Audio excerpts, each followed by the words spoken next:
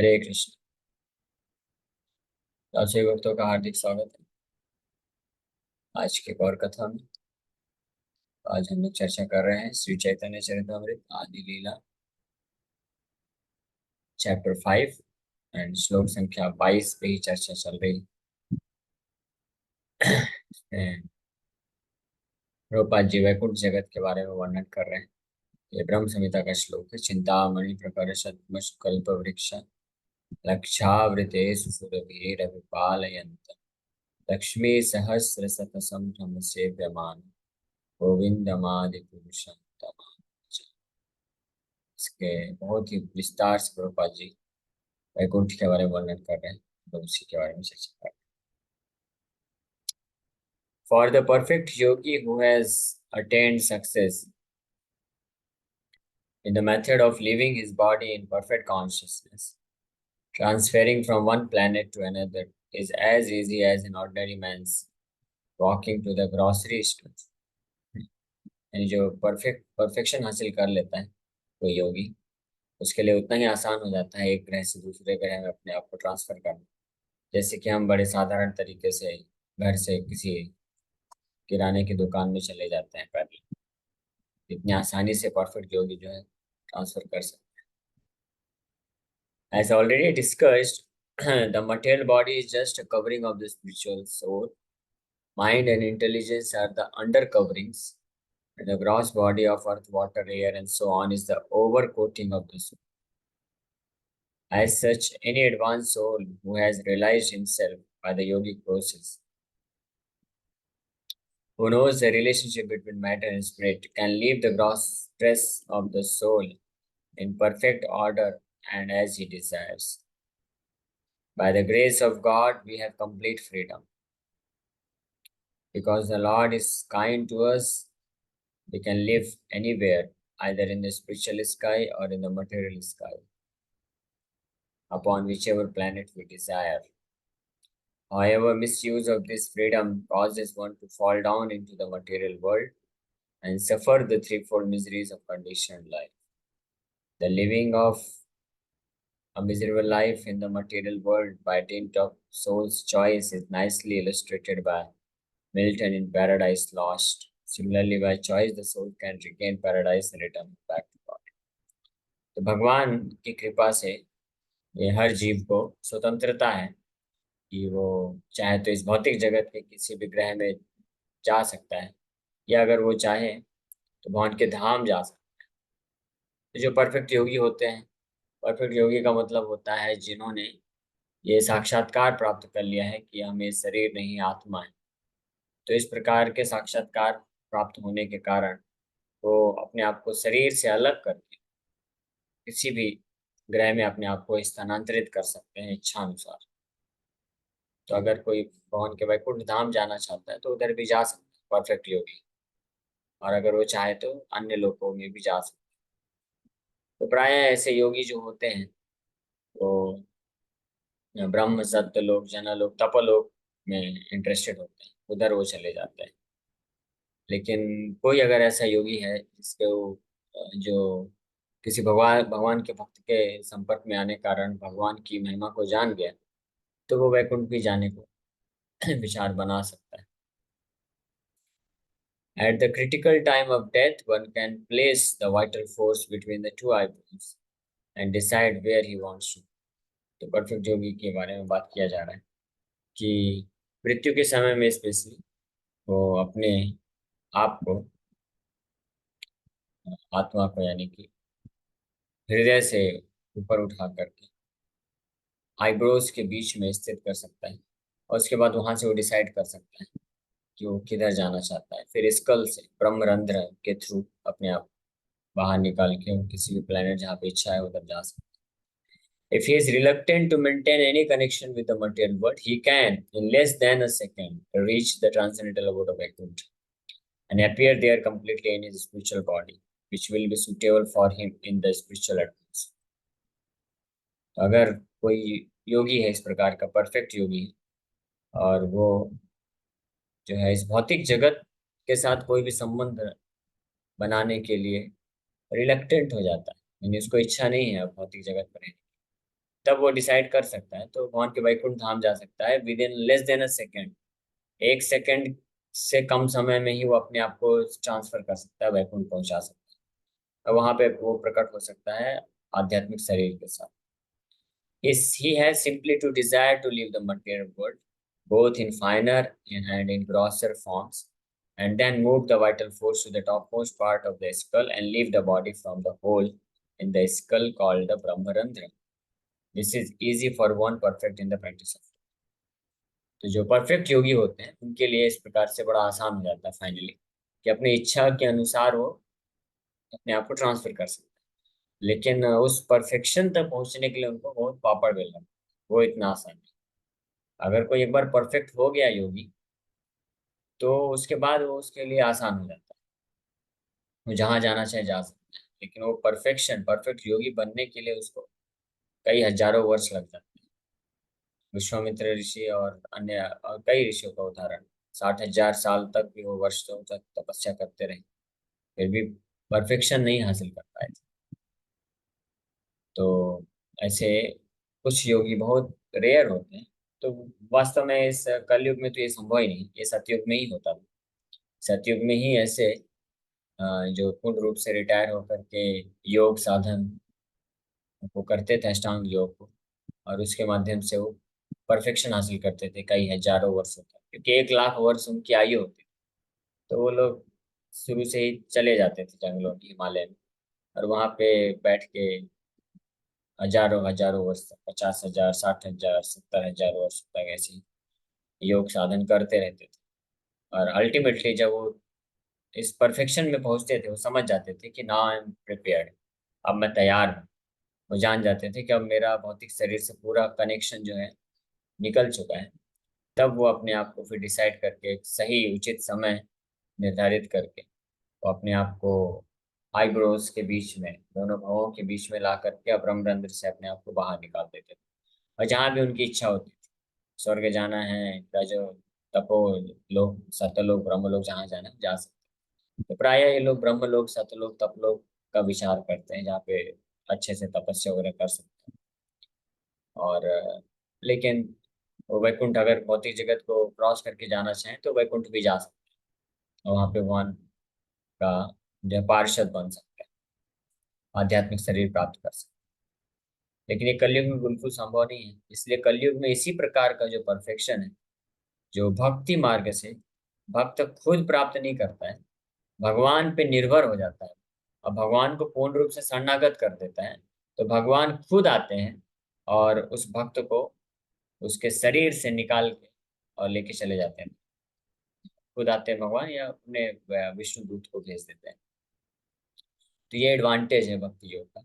ये ये बताया गया है कि योगी जो होता है वो अपने आप पे निर्भर होता है, वो खुद प्रयास करता है, खुद प्रयास करके पहले अपने आप को भौतिक शरीर की आसक्ति से मुक्त करता है, और उसी में कई हजारों वर्ष निकल जाते हैं, उसके बाद वो जा सकता है।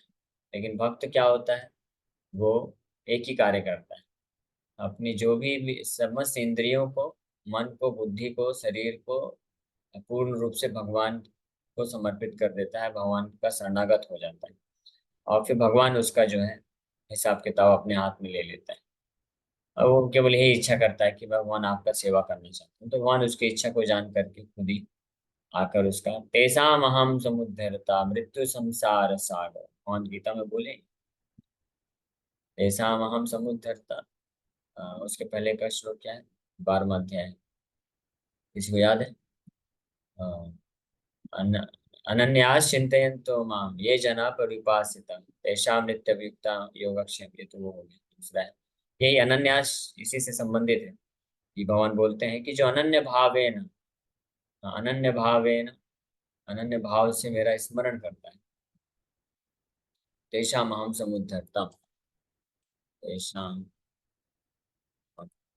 समुद्धरता। इस श्लोक के पहले आता है 12 चैप्टर का 7th नंबर श्लोक, इसके पूर्व क्लेशोऽधिकतरस्तेषां व्यक्तासक्तचेतसाम्। हाँ, ये तो सर्वाणि कर्माणि मयि सन्न्यस्य मत्परः अनन्येन एव योगेन माम ध्यायन्त उपासते ये तो सर्वाणि कर्माणि, अपने सारे कर्मों को मई संन्यास मत परा, मुझ पर मत परा, मुझ पर निर्भर होकर के मुझ पे समर्पित कर देता है। सर्वाणि कर्माणि मतलब अपने शरीर, इंद्रिया, मन और बुद्धि, इस सभी से जो कार्य किया जाता है, सारी इंद्रियों के द्वारा, मन के द्वारा, बुद्धि के द्वारा, शरीर के द्वारा, वो सब मुझको डेडिकेट करता है, संन्यास्य मतलब भगवान के लिए समर्पित करता है। मद परा, मत परा, मुझे ही अपना जो है अंतिम लक्ष्य बनाते हुए। हाँ। अनन्य, अनन्येन एव, अनन्येन, अनन्येन का मतलब होता है अन्य नहीं, कोई अन्य नहीं, एक्सक्लूसिव बोलते हैं उसको, एक्सक्लूसिवली केवल भगवान कृष्ण ही, यानी उसके चित्त में केवल और केवल भगवान कृष्ण के लिए मुझे करना है हर चीज, हर क्षण, और हर इंद्रियों के द्वारा, मन बुद्धि के द्वारा भगवान कृष्ण का ही समर्पण करना चाहता है, किसी अन्य देवी देवताओं के पास नहीं जाता है, और न ही किसी अन्य इस संसार के किसी अन्य व्यक्तियों के लिए, समाज के लिए, सगे संबंधियों के लिए, किसी के लिए वो जो है अपना जीवन, लाइफ को डेडिकेट नहीं करता है, केवल और केवल कृष्ण के लिए ही करता है। अनन्य एव, एव एव मतलब सर्टेनली, निश्चित रूप में, यानी 100%, योग है ना, यानी भगवान से अपने आप को जोड़ करके भाव से, माम ध्यायंत उपासते, इस प्रकार से मेरा ध्यायंत, मुझे ही ध्यान में रखते हुए, चित्त में रखते हुए, यानी इसी को कृष्णा कॉन्शियस बोलते हैं। माम ध्यायंत मतलब कृष्णा कॉन्शियस, कृष्णा कॉन्शियस, कृष्ण भावना भावित होकर के अपने समस्त कार्यों को, इंद्रियों को, मन को, बुद्धि को, शरीर को, जो भी समय है वो भगवान को दे देता है। इस प्रकार से जो उपासना करता है, इस प्रकार से जो पूजा करता है भगवान कृष्ण को, तो भगवान फिर बोलते हैं तेषाम अहम समुद्धरता, तेषाम ऐसे लोगों को अहम मैं, समुद्धरता, उद्धरता मतलब उद्धार करता हूँ, इस संसार से मुक्त करता हूँ। समुद्धरता मतलब सम्यक रूपेण उद्धरता, पूरी तरह से भगवान बोलते हैं, पूरी तरह से मृत्यु संसार सागरात, मृत्यु संसार के सागर से मैं उसका उद्धार कर देता हूँ। भवामी न चिरात पार्था, न चिरात मतलब, चिरात मतलब आफ्टर अ लॉन्ग टाइम, और न चिरात मतलब बहुत जल्दी, बहुत बहुत उनको हजारों हजारों वर्षों तक ये नहीं करना पड़ता है, बहुत जल्दी ही उनको पार था, ये पार था मैया आवेशित चेतसाम, जिनका, ऐसे लोग जिनका चित्त, चेतना यानी मन, ध्यान मेरे पे ही आवेशित है। तो ये भगवद गीता के 12वें नंबर श्लोक में माने प्रमाणित कर रहे हैं, इसमें वर्णन कर रहे हैं ऐसे भगवान, ऐसे लोग, तो इसलिए भक्ति योगी जो है सर्वश्रेष्ठ है। और कलयुग में वास्तव में कोई अगर योगी बन सकता है तो भक्ति योगी ही बन सकता है, अन्य प्रकार के योगी बनना वो संभव है ही नहीं। Of course, man is endowed with free will, and as such, if he does not want to free himself from the material world, he may enjoy the life of Brahmapada, occupation of the Posha Brahma, and visit Siddhaloka, the planets of materially perfect beings, who have full capacities to control gravity, space, and time. To visit these higher planets in the material universe, one need not give up his mind and intelligence, finer matter, but need only give up grosser matter, the material body. तो ये already मैं बताया, जो नहीं चाहता है आध्यात्मिक जगत में जाना तो ब्रह्मलोक, सिद्धलोक, तपलोक, ये सब लोकों में जा सकता है।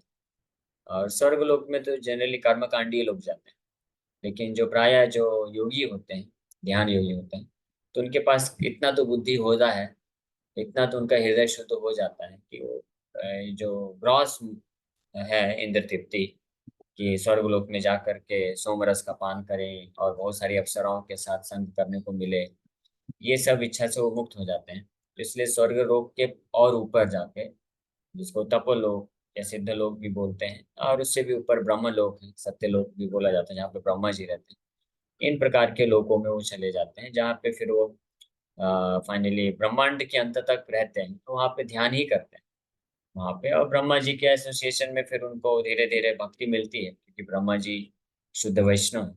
तो उनके एसोसिएशन में आकर के फिर वो धीरे धीरे भगवान नारायण की महिमा जब सुनते हैं, तो ये ब्रह्मांड का फिर जब समापन होता है, तब तक वहां पे रह के भगवान के कथा को सुनते हैं, और वो भगवान के प्रति प्रेम विकसित करते हैं। फिर ब्रह्मांड का जब विनाश होता है, तब वो ब्रह्मा जी के साथ वो खुद भी वैकुंठ चले जाते हैं। मतलब प्रोसेस वही है कुल मिला के बोला जाए तो, कि योगी अगर अपने ही पे ही निर्भर होकर के कार्य करेगा, तो सिद्ध लोग ब्रह्मलोक तक जाता है 60,000 70,000 वर्षों तक तपस्या करने के बाद, और वहां जाके ब्रह्मा जी के माध्यम से वही करने वाला जो हम कर रहे हैं, ये कृष्ण कथा सुनने वाला है। और वहां से फिर लाखों अरबों खरबों वर्षों तक जब ब्रह्मांड रहेगा तब तक वो ऐसी स्थिति में रहना पड़ता है उसको। और उसके पश्चात फिर ब्रह्मांड नष्ट होने के बाद वैकुंठ ब्रह्मा जी के साथ सब लोग जाते हैं, ब्रह्मलोक के सारे निवासी। ये थर्ड कैंटो भागवतम में भी वर्णन है कि ब्रह्मलोक में जो भी व्यक्ति होते हैं वो ब्रह्मा जी के साथ ब्रह्मांड के विनाश के समय सब वैकुंठ जाते हैं। लेकिन फिर भी रिस्क रहता है, अगर ब्रह्मा जी वैष्णव नहीं है, शुद्ध वैष्णव, तो वो भी हो सकता है कि वापस भी गिर सकते हैं। लेकिन जनरली साधारणतः ऐसा है कि जो ब्रह्मा जी होते हैं वो वैष्णव होते हैं, शुद्ध वैष्णव होते हैं। और उनके यानी ब्रह्मलोक में उनके जितने भी एसोसिएट्स हैं, सर्वेंट्स हैं, एसोसिएट्स हैं, उनके पार्षद हैं, फॉलोवर्स हैं, वो सब उनके डिसाइपल्स होते हैं, और वो ब्रह्मा जी का ही अनुगमन करके उन शुद्ध वैष्णव बन के वैकुंठ को प्राप्त करते हैं।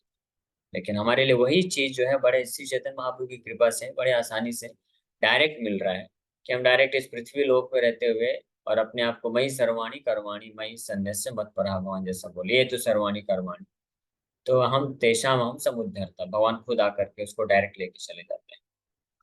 ये एडवांटेज है, ये कितना बड़ा लाभ है, इसको इमेजिन भी नहीं किया जा सकता है। यानी इस भौतिक जगत में अगर कोई योग साधन करके जाना चाहेगा तो उसको अरबों खरबों वर्षों तक भौतिक ब्रह्मांड में रहते रहते गुजारना पड़ेगा, परफेक्ट योगी बनने के बाद भी। उसके बाद वो वैकुंठ जाता है।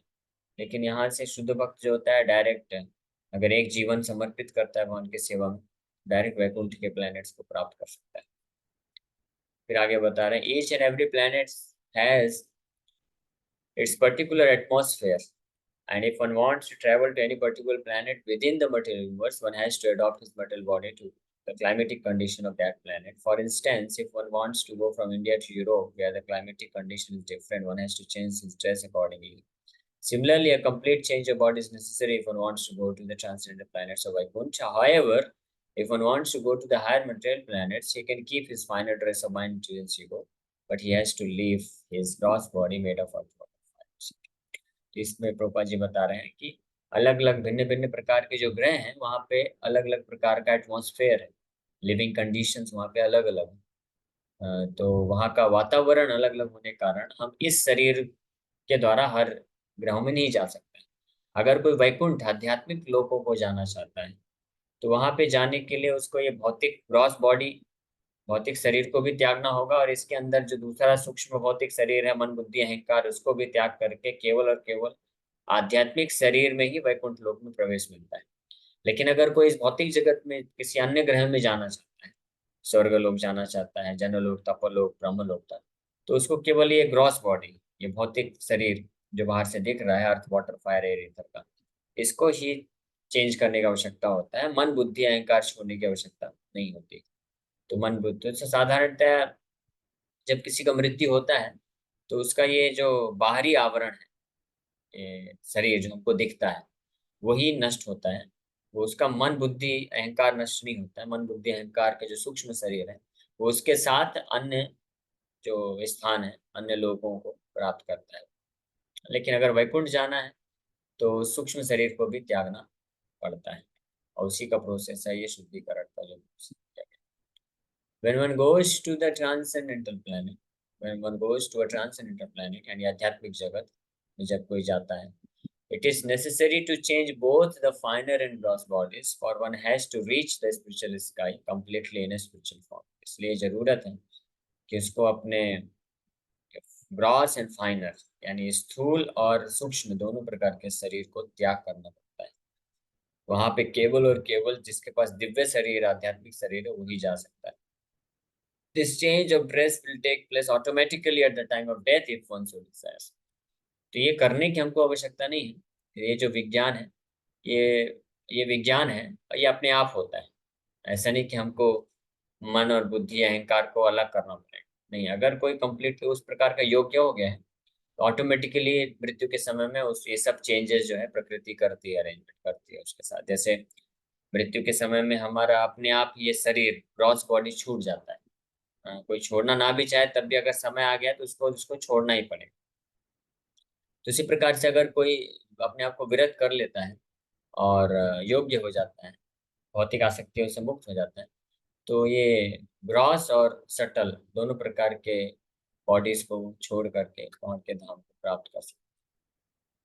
The Bhagavad Gita confirms that one will attain his next material body according to his desires at the time he leaves his body. The desire of the mind carries the soul to a suitable atmosphere as the wind carries aromas from one place to another. Unfortunately, those who are not yogis but gross materialists, who throughout their lives indulge in sense gratification, are puzzled by the disarrangement of the bodily and mental condition at the time of death. Such gross sensualists, encumbered by the main ideas, desires, and association of the lives they had led, desire something against their interest and thus foolishly take on new bodies that perpetuate their material business.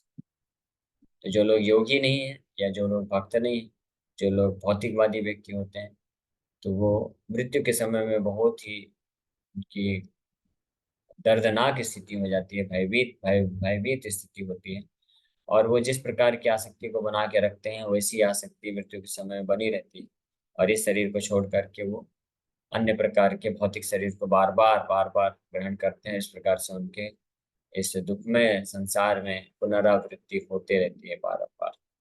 लेकिन भगवद गीता में बताते हैं कि जैसी जिसकी चेतना रहेगी वैसे ही उसको प्राप्त होगा। ये यथा यम यम वापि स्मरण त्यजन्ते कलेवरम।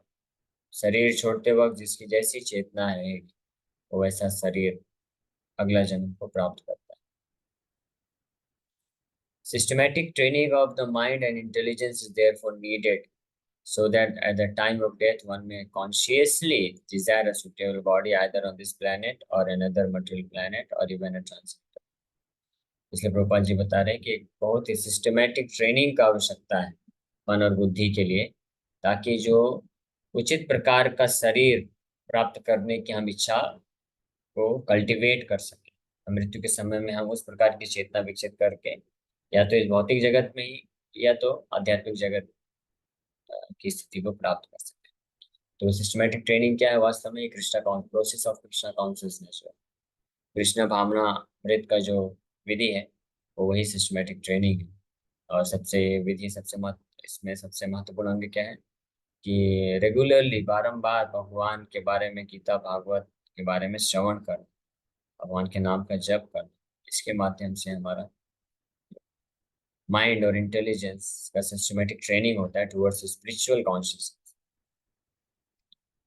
A civilization that does not consider the progressive advancement of the immortal soul merely fosters a bestial life of ऐसा मनुष्य समाज जो किसी भी व्यक्ति के लिए उसके आत्म कल्याण के लिए, आत्मा के प्रोग्रेसिव एडवांसमेंट यानी आत्मा के प्रगति के लिए जिसमें प्रोविजन नहीं होता है, जिसमें कुछ ऐसा सिस्टमेटिक ट्रेनिंग नहीं होता है, तो वो वास्तव में केवल ऐसा समाज क्या कर रहा है, लोगों को अज्ञानता में रख करके जानवर पशु के भांति जीवन यापन करने के लिए प्रेरित करता है। और उसका नतीजा होता है कि ऐसे इस प्रकार के समाज में जो लोग जीवन जीते हैं, मृत्यु के पश्चात बिना संशय के निश्चित रूप में उनको अगले जीवन में पशु पक्षियों का शरीर धारण करना पड़ता है। इसमें कोई संशय नहीं है, क्योंकि जिस प्रकार से जीवन जी रहे हैं आज लोग, देखा जाए 99% बोल सकते हैं, मोर देन 95% लोग बोलते हैं। ज्यादातर लोग कैसा जीवन यापन कर रहे हैं? केवल और केवल इंद्रिय तृप्ति, जैसे जानवर करते हैं, आहार निद्रा भय मैथुन हिंसा, इन्हीं चीजों के लिए। तो यही चेतना में वो फिर शरीर छोड़ते हैं, और यही चेतना में शरीर छोड़ने के कारण तो उस प्रकार के जो जानवर है, पशु पक्षी है, उसका शरीर धारण करना पड़ता है।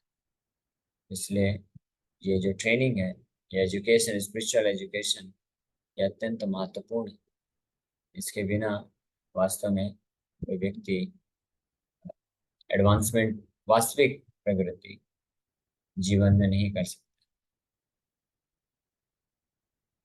तो इसी के साथ हम लोग यहीं पे विराम करते हैं। Thank you very much.